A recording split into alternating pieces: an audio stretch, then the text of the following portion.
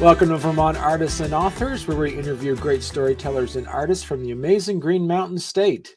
I'm your host, Barney Smith of Storycomic.com, and we're excited to have with us the Vermont famed and highly talented illustrator and cartoonist, Marc Hughes. Great to be here. How's it going, Marc? Excellent. Yes. Good. Yeah. And so a few months ago, I had Sandy Murphy on, and she was talking about her book. And as soon as I saw the book, I said, I recognize that illustrator. I recognize that artist. She goes, yeah, it's Marc Hughes. You are one of the more well-known cartoonists in Vermont. You've been doing cartooning since 1989. Well, I mean, actually thinking about that, I've been doing it since 1989 in the Burlington area, so Chittenden County area. Wow. Okay. But if you go back to the the early 1800s, when I was back in school, I did work in Springfield, Vermont. Okay. The Springfield Reporter, the local newspaper, hired me to do all sorts of things, and I had really gruff looking stuff that I did back then. But I worked for a Chevrolet dealer. I did my poor version of caricatures back then of favorite people in Springfield, and I tried to do some comic strip work. That was back in my comic strip days, Right. trying to get known in that area. So. And you've also done some things, as you say, you've done newspaper illustrations. You've also done children's book illustrations as well, as we mentioned Sandy Murphy's book, but I also did one for Champ. Oh yes. I did it in the 90s. The Lake Monsters came to me back when they were the Vermont Expos. Okay. And the manager asked me to write and illustrate the book, and I was so impressed by the fact that he was going to hand the whole thing over to me, and I think the original book was like 10 extra pages, because I got wordy thinking that that's how you do stuff, and then I realized that. I had to cut it down for kids reading it and everything, and so I cut it down to a smaller book, but it's still something that's being sold at the grandstand. So, right. In fact, I was at work today, and one of the Lake Monster representatives came in to pick up. I work at a Vermont Flannel. I walk to work. It makes it nice and easy. It's a simple kind of job. And he comes in to borrow some flannel to use for a shoot. And I said, well, I don't know if you know who I am. I'm the one who drew the Champ book. And he goes, oh my God, hey, and I said, we should do something about that and revitalize it, or something. But it was fun. It was fun to be able to be that creative and to do the writing too, because I love to write too. And we'll probably talk about more about that. Yeah. Right. So. And so for those, because since you've been doing it for so long, where have you seen the career of cartooning and illustration evolve over the last few decades? It has changed greatly because of the computer and because of the internet. I did not get good advice in the beginning. Because I was very good with my pen and pencil. I was very good with my marker. I would illustrate with a pen or whatever, using a pencil first. Not in this case. I can actually draw straight on the paper this way. But I would colorize with marker. And but if you see the Bernie picture on the other side, that's all digital. That's all done on the computer. Okay. And the color is that much more solid. It's that much more vibrant, and it just made big changes. But my bad advice given to me was, you do the drawing. The people who know about computers will take care of that end. So it took me a long time to catch up, and luckily, as you could tell, I was able to figure out a lot of the stuff.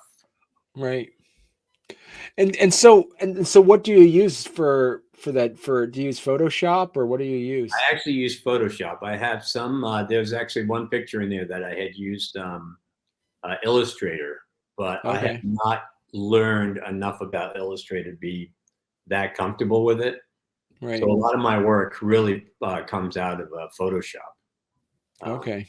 and I use I think it's pronounced Wacom tablet.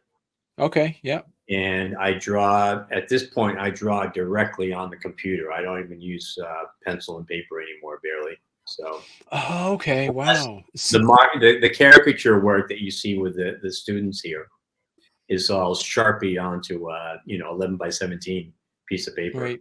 And do you still do you still be able to do like caricature work for like fairs and events and stuff as well? Yes, yeah, that's one of the areas that I'm still pretty busy at. I'm Right. busy here too because COVID just like cut it all down big time. Right. There was hardly any work.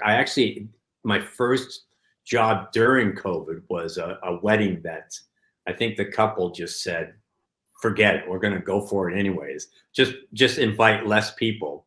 And it was Right. like a small intimate wedding and everything. And she wanted me to be there. And I was like, well, I'm not going to wear a mask because they're not going to wear a mask either. And and I want to be able to communicate with them. And so we had a nice big table and everything was pretty safe and we had a good time. So, Right. but yeah, the weddings, I do weddings, bar mitzvahs, and a lot of project graduations. It's Right. the at the end of the year parties that they have for seniors. So. Right.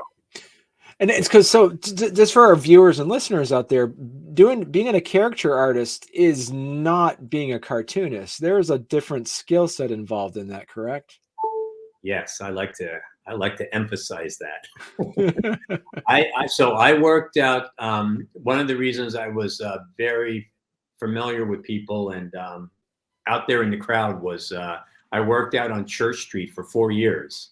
Mm, So I was a familiar face. People got used to me as the local cartoonist, and you were talking about things changing. Um, One of the things I notice is the cell phone.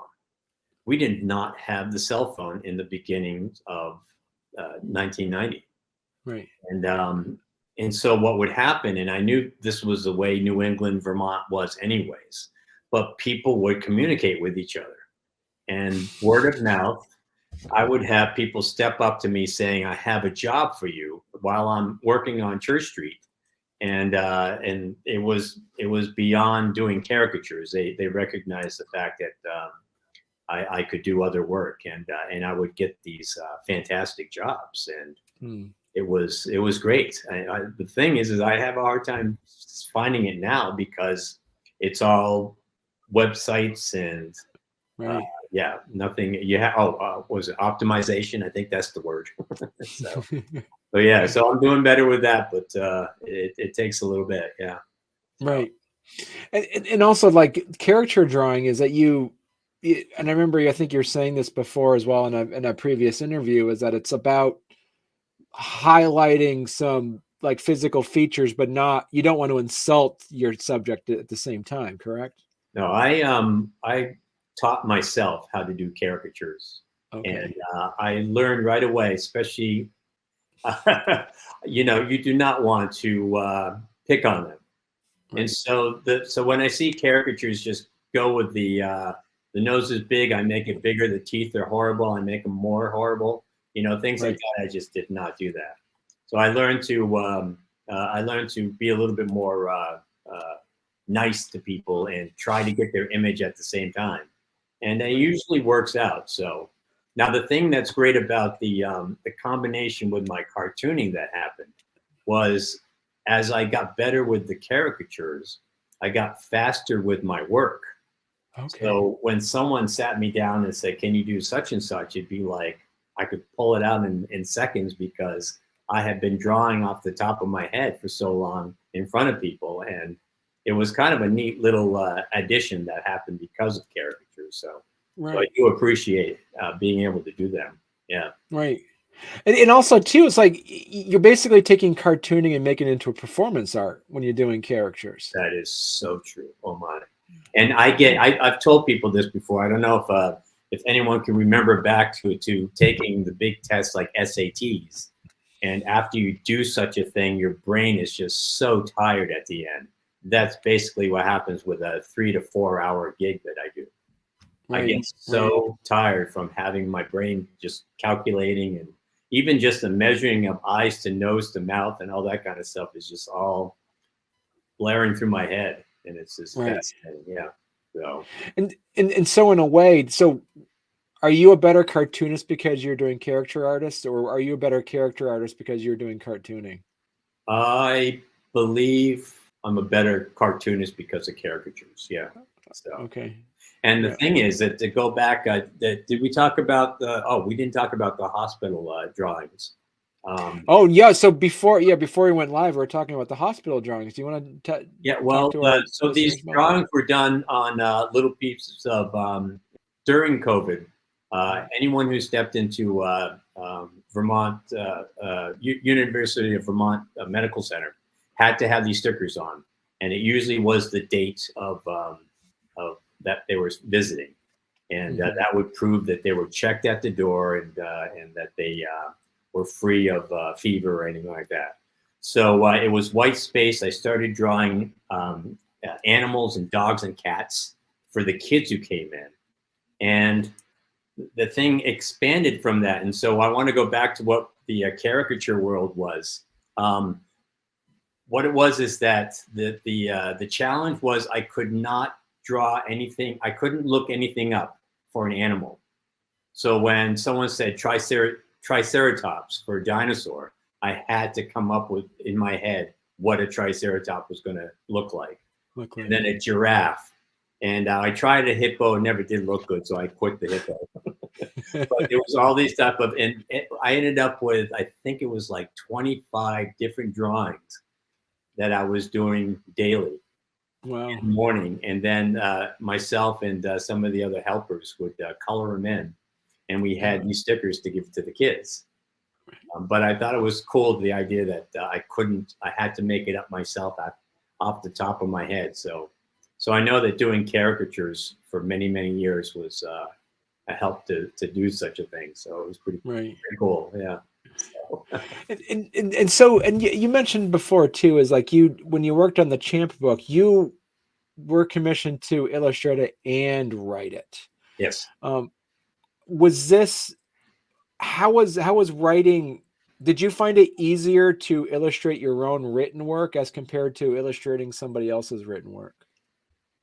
I had done a lot of comic strip writing, and I've also had dabbled in book writing years before. Never really accomplished anything with it, but I found that I was good at putting the words together and then knowing what the illustration would be added to it. It wasn't the other way around. It usually was always words first out of a notebook or whatever, and then I would illustrate according to those words. And I had done that years before, so the Champ book was fairly easy. And I at one point I had some history in the book that we took out because there wasn't enough room. But other than that, it was all made up. Blue Cross and Blue Shield of Vermont. I worked for them for years. In fact, I just finished. They had done a walk for life, some type of campaign that I would draw for them once a year. But this was another thing that they put on my lap, saying, "Can you put together an activity book?" And I'm like, Right. "What does that mean?" So, but I had to come up with word problems and do this instead of that kind of drawings, and be safe in case of a fire, drop to the ground, and just all these different fascinating images that I had to put together for this book. Right. And so the question for you too is like for those that might be listening who are looking at wanting to be a cartoonist, a professional cartoonist, what's some of the advice would you give them now? Well, one benefit for anyone you in their youth is they have they already know about the computer. They already know how it works, how it they just have a knack for it. And so anything that has to do with the computer at this point, they're going to know about it, or they're going to know how to research it, which is like, of course, so different than when we were growing up. So it was that type of thing. So already they have a chance to move quickly with their abilities. But the thing is they still have to have the abilities. I see so many images, let's say in newspapers or something like that, and it's clip art and it's all simplified. I do think you've got to practice. You've got to really hone in on your talent and get everything. Like, don't imitate. I had so many students.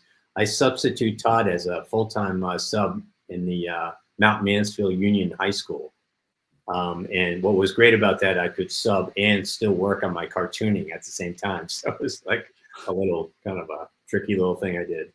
So, but the kids loved it. They were like, "Oh, Mr. Hughes, what are you working on today?" You know, so it was kind of neat. But these kids would show me their work, and a lot of it would be imitating the anime kind of art. And I would tell them, I said, "This is great to start with, but you need to find your own style. So do not copy these people to the T." And I have to say, I used to copy Charlie Brown and all the the comic strips I came across. And I had an art teacher tell me the same thing. He said, "You need to get your own style, buddy." So yeah, so it was pretty cool. Having this career in Vermont, how that living in Vermont has a supportive environment for cartoonists as a career? I would have loved to. I had met Corin, who I just saw that he passed away. Ed Corin, and I had met him, and I remember there was the Rutland illustrator for their newspaper, Jeff Danziger, and the guy from Montpelier who did a lot of work for the government also, and there's been a lot of other nationally known cartoonists in the area. I was always hoping to be one of them, overall. But I packed up a bunch of my work sometime, and I opened up boxes, and I found work from my past, the stuff that I forgot that I did, and I was amazed. I was kind of proud of myself at how much I had done and accomplished. And then there was a lot of murals that no longer exist because they're painted over or something like that. But I did a lot of work for the YMCA here in Burlington. And I had murals on the outside of Centennial Field in the for the Expos games, the Vermont Lake Monsters games. So it's been and this in this book on Ned. This is a character, a mascot character that I came up with for a sticker company, websticker.com. The guy said, "Well, one of these days we're going to write a children's book about it." So he sent me the material and everything, and we started putting this thing together. It was probably just 3 years ago now. So it's all these books are like things that even with the Plankton book, coming up with ways to promote it. The Initiation Dream. Do you want to talk to us a little bit about that? I put this over here just in case. But so, well, let's go back to. You want to see it closer? There you go. I don't know if you had an image. It was from the I just published. This was a COVID publishing. Okay. It was this thing was written 10 years ago, maybe more, and I cleaned it up so many times, edited it a million times. You could see how many choices I tried to make with the cover right here. Yep. And it was I thought it was a really, really good story that I really wanted to get it out there. Couldn't find a publisher, couldn't find an agent. And so I decided to self-publish. Right. And what was interesting about the book is going back to what you said about writing and then illustrating an image. And what I realized with writing is that all these images were in my head of what it would look like in physical form. But I had to put words to it this time because it was a novel. Right. And I realized that I was able to visualize these things because my brain is constantly doing that. It's constantly coming up with a scenario. And I think that's how the book reads. It will become a great movie if it's when the screenplay is done. So, but I think it really reads like a movie in the first place because it's very fun. It's a very fun story. So right. And so those that might be listening that are familiar with your artwork, who would say, "Well, Mark, so you actually wrote a book." Do you want to give people a little bit of a synopsis of what Initiation Dream is all about? yes, it's the actual book was written because the dream in the book is something I actually had. Oh, wow. It actually included a wolf, and I kept telling myself, "There's a story here," and I always had an affinity for wolves in the first place, but I also had a high appreciation for American Indians. So I wanted to combine the two without it being anything to do with Twilight. So I had to throw that in there for anyone who says, "Oh, is it like Twilight?" So so the book is supposed to be like the shifting abilities, shamans, that type of story based around Indian folklore. Okay. And I took it a little farther and made it into what some people would call a werewolf book. Okay. I call it a superhero book because, in my opinion, my impression of a wolf has nothing to do with evil, has nothing to do with bad, and they are as community oriented, and how they work together is basically like the American Indians of the West. And I put that in the book about the comparison. And I say that this is why this one tribe chose to change into wolves, because they had such a connection with them. And so my character, Colin Trask, ends up being the accidental chieftain of this tribe in nowadays Vermont. And that makes him able to turn into the wolf and also stay the man. So he ends up being the combination, and that's where the werewolf-ish story comes about. And it's based in Vermont. There's a little bit of Vermont history, and I threw in actual Vermont history of eugenics. That was a negative part of UVM, actually. So I threw that in there, and it caused, it's a little bit intense because of it. So Did you were able to identify and find like a line editor and like a content editor for your book as well?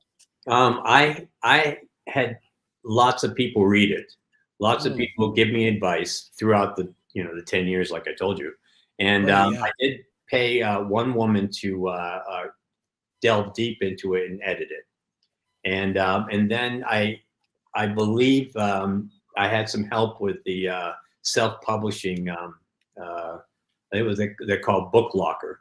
And they were very agreeable and not as expensive as some of these places for self-publishing. And they helped out a lot bit. They were basically saying, if your stuff comes off as not very good, we're not going to publish it. So And so I was like, going, oh, here it is. So, and they really liked it. So it was nice to know. And yeah, so it was, and it's a COVID project because I finally just said, uh, I just got to do it. Right. Because it was this therapist friend of mine said, it really overall doesn't matter if you don't sell thousands of your book. You wrote the book, you finished Right. it. You actually accomplished something that most people just dream about. And I Right. was just like, all right, I can live with that. So, Yeah. but I still would like to find my audience in the 15 and older crowd Right. and see what would happen. So yeah, Right. but it's my biggest comic. Well, it's not a comic strip, but my biggest storytelling that I've ever done. So which is pretty cool. And it's listed as like over 320 pages. Yeah, it was, and that was cut down as much as I could. Are Yeah, you looking at making like a sequel to the book or anything? there is a sequel.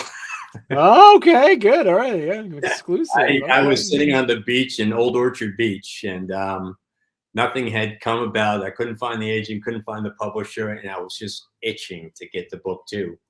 Said I'll just write some notes, and I probably started like 5 or 6 pages right there on the beach, and that's like a 200-page book that is not fully edited. right. It's based in Montana on a Blackfeet reservation. And in fact, I just had a conversation with people from Montana today saying my my wish is to do well with this first book uh, and then get my next book started, but I wouldn't finish it until I met with people on the reservation and gone to Montana. So, Right. but I studied the hell out of that place. And I did Google Maps or Google Earth, and I came up with towns. I figured out all the road systems, and Mm, everything is based on like actual places, except for my town that I made up. So yeah, right. but Okay. it's so much fun. Yeah, and Right. book 3 of the trilogy is 3/4 done. Wow. Okay. All right. And Yeah. that even comes with a map that I drew so I could understand the ins and out of this special place that's in the story. So yeah, I got excited. Yeah, that was the Right. other thing that I was doing when I was supposed to be substitute teaching.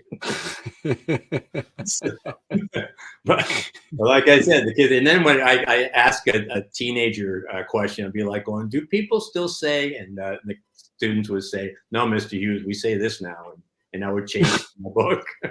Right. Yeah. Had access to such great, help. It was pretty cool. Right. So if somebody wants to learn more about your work, Mark, where's the best place they could go to? My website, my Okay. cartoon website. I have both now. I have Mark Hughes. Yeah, markhughes.com is the Hmm. art website, and Mark Hughes Books is the Initiation Dream website for now. Okay. And All one word, markhughesbooks.com. Markhughesbooks.com yeah, is for your author. And then Mark Hughes Illustrations is the place where people can come see your cartooning and illustrations there. And the good thing about it for those that are interested, if you go to markhughes.com, you would also be able to see that local news report that we talked about earlier. at the To see hospital. that as well at the hospital. Yeah. Yeah, So listen, Mark, what you need to do is like when you have your sequel book coming out for Initiation Dream, you got to come back on the show. We got to talk more about werewolves and stuff. yeah. Yeah. Yeah. Now it's some fun stuff to talk about. So, but when it comes to all the other things that to back on the plankton story, that was a really amazing accomplishment. I think that was basically my first graphic novel per se of putting something like that together. So Mm. that was pretty cool. So I did like the interview with Sandy and get to talk about that. Yeah. Well, perfect. So when is your sequel book coming out? Is it going to be coming out this year? Because the sequel, it is true. I do want permission with Right. with that tribe. Exactly. I believe, yeah. And who knows? I did get the okay from Abenaki. Okay. It's actually a quote in my website. But she got to read the book, and she actually liked it. Yeah, she didn't Right. think there was anything that was derogatory or anti-American Indian. So that was a good plus Right. right there. So Perfect. yeah. Cool. All right.